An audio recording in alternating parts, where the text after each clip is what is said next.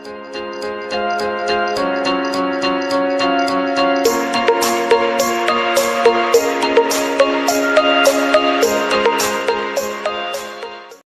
It's me Prince Mathew. PVM വ്ളോഗ്സിൻ്റെ പുതിയൊരു വ്ളോഗിലേക്ക് നിങ്ങൾക്ക് ഏവർക്കും സ്വാഗതം. നമ്മളിന്ന് കാണാൻ പോകുന്നത് കുറച്ച് കുട്ടനാടൻ കാഴ്ചകളാണ്. അതിൻ്റെ വിശേഷങ്ങളാണ് ഈ വ്ളോഗിൽ നിങ്ങൾക്ക് കാണാൻ സാധിക്കുന്നത്. So let's go.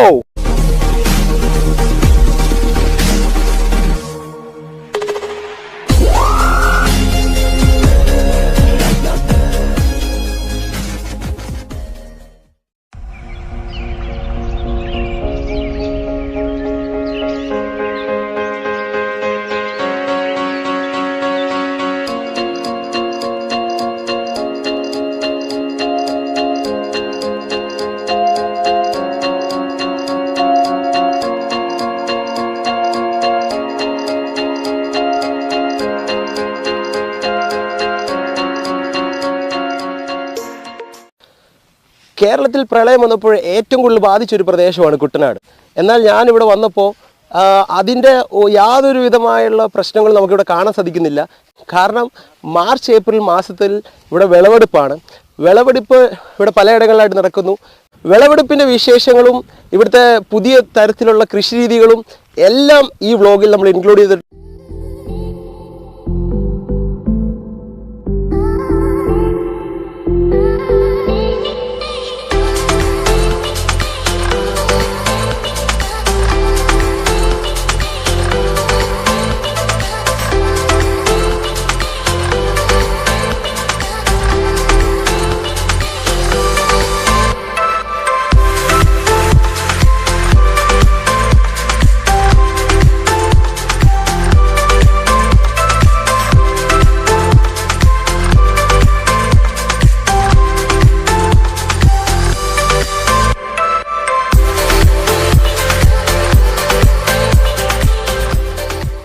ഇതാണ് കൊയ്ത്ത് മെഷീൻ.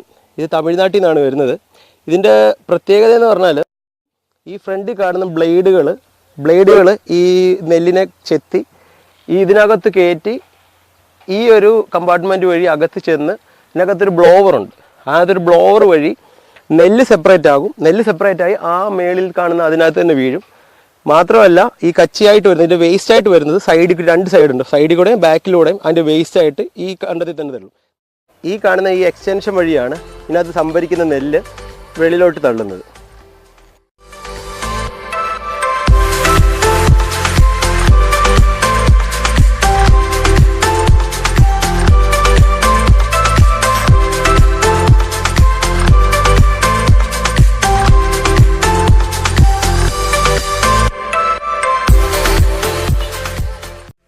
എല്ലാ പാടശേഖരങ്ങളിലും ഒരു കൃഷി മാത്രമേ ഉള്ളൂ. അത് ഏതാണ്ട് ഒക്ടോബർ മാസം അവസാനം അല്ലെങ്കിൽ നവംബർ മാസത്തോടുകൂടി അത് ആരംഭിക്കും. വെള്ളം പറ്റിക്കും, മോട്ടോർ വാട്ടറിങ് നടത്തും. വെള്ളം പറ്റിച്ച് കളഞ്ഞതിന് ശേഷം വിതയ്ക്കും. വിതച്ച് കഴിഞ്ഞിട്ട് അതൊരു 30 ദിവസം ആകുമ്പോഴത്തേക്ക് പറിച്ചു നടുന്നൊരു രീതിയുണ്ട്.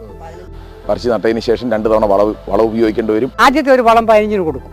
അത് കഴിഞ്ഞ് പിന്നെ ഒരു 35-40 ആകുമ്പോൾ ഒരു വളം കൂടെ കൊടുക്കും. കൊടുത്തു കഴിഞ്ഞാലും അതിനിടയ്ക്ക് നമ്മൾ മരുന്ന് കേടുണ്ടെങ്കിൽ മരുന്നടിക്കുക, അങ്ങനെയൊക്കെയുള്ള കാര്യങ്ങൾ ഇതിനകത്തുണ്ട്. അത് കഴിഞ്ഞ് ആവശ്യാനുസരണം വെള്ളം കൊടുക്കുക. വെള്ളം പൂർണ്ണമായും 1 മാസത്തിന് മുമ്പ് പൂർണ്ണമായും വെള്ളം പാടശേഖരത്തിൽ നിന്ന് ഒഴിപ്പാനുള്ള സംവിധാനം ഉണ്ടാവണം. പട്ടാളപ്പുഴുവിൻ്റെ ശല്യമുണ്ട്. പട്ടാളപ്പുഴുവിൻ്റെ ശല്യം ചിലപ്പോൾ 2-3 തവണ ഉണ്ടാവാറുണ്ട്. ആ സമയത്തെല്ലാം നമ്മൾ പട്ടാളപ്പുഴുവിനുള്ള കീടനാശിനി അടിക്കേണ്ടതായിട്ടുണ്ട്.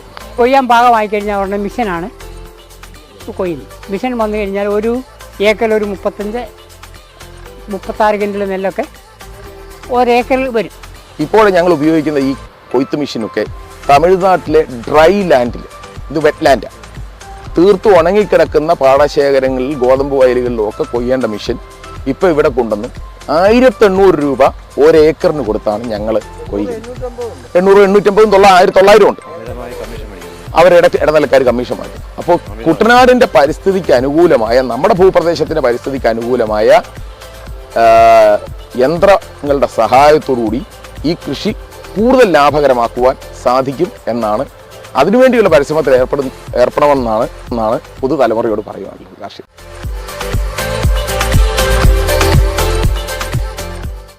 ആ കാണുന്ന പാടശേഖരത്തിലുള്ള നെല്ല് അവിടുന്ന് സംഭരിച്ച് കടത്തുവെള്ളം, നമുക്കിപ്പോൾ ഇവിടെ കാണാൻ പറ്റും ഒരു കടത്തുവെള്ളം, ആ കടത്തുവെള്ളത്തിലേക്ക് കൊണ്ടുവന്ന് കരയ്ക്കെത്തിച്ച് ലോറിയിലോട്ട് കയറ്റുന്നത് നമുക്കിപ്പോൾ കാണാൻ പറ്റും.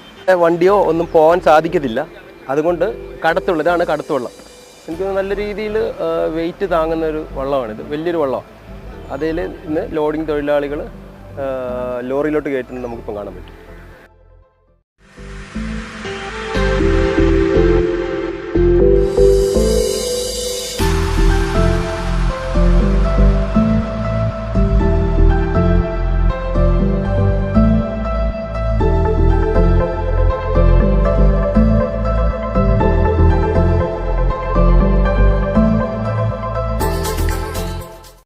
നമ്മൾ കുട്ടനാട് വന്ന വഴിക്ക് ഒരു താറാവിൻ്റെ ഫാം കണ്ടു.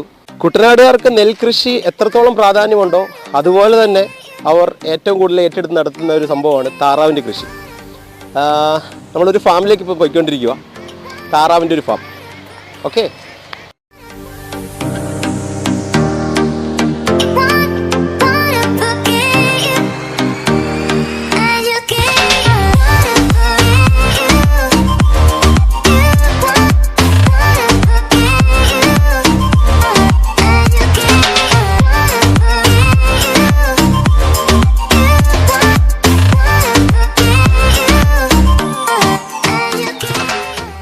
നമ്മൾ മെഷീനിൽ നിന്ന് എടുത്ത താറാൻ കുഞ്ഞാണ്, വിരിച്ചിറക്കി അന്ന് തന്നെ കൊണ്ടുവന്നിട്ട് തീറ്റി കൊടുത്ത് വളർത്തുന്ന ഭീഷണിക്ക് വേണ്ടിയിട്ട് എടുത്തിരിക്കുകയാണ്. അത് വിറ്റഴിക്കണം, നല്ല താറാവാണ്. വില എന്ന് പറഞ്ഞാൽ ഒരു താറാവിന് 230 രൂപ വില വീഴുന്നതാണ്. 230 രൂപ വിലയ്ക്കാണ് ഇവിടെ ഇറക്കുന്നത് നമ്മൾ താറാവിന്. ഇറക്കി ആ താറാവ് നമ്മളിപ്പം പ്രസ് ചെയ്ത് 320 രൂപയ്ക്കാണ് വിൽക്കുന്നത്. കുട്ടനാടൻ താറാവിൻ്റെ പ്രത്യേകത എന്ന് പറഞ്ഞു കഴിഞ്ഞാൽ ഏറ്റവും നല്ലതാണ് കുട്ടനാടൻ താറാവ് എന്ന് പറയുമ്പോഴത്തേന് പ്രത്യേക ടേസ്റ്റാണ്. നല്ല നെയ്ക്കിടപ്പും ആ താറാവ് കറി വെച്ച് ഏത് അസുഖക്കാർക്കും കൂട്ടാവുന്നതാണ്. കുട്ടനാടൻ താറാവ്. അത് നല്ല കറി വെച്ച് കൂട്ടിയെങ്കിൽ അതിൻ്റെ ആ രുചി മനസ്സിലാക്കത്തുള്ളൂ.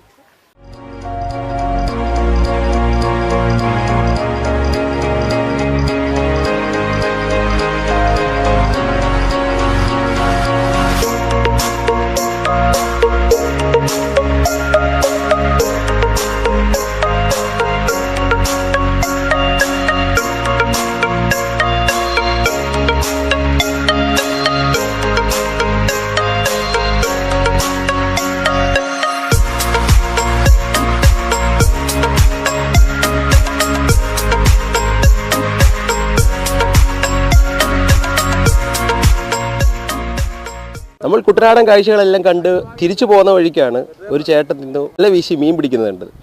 വീശി മീൻ പിടുത്തം കൂടെ നമുക്കൊന്ന് കാണാം. ഓക്കെ,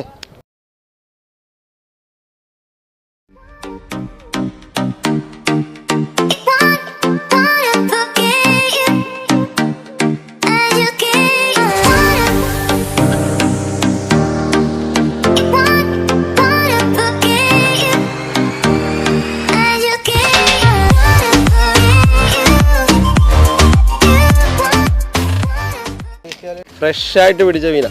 ഇപ്പം തന്നെ വല വീശി പിടിച്ച മീനെ നമുക്ക് ഇന്നത്തെ കാണാം. കണ്ടാ,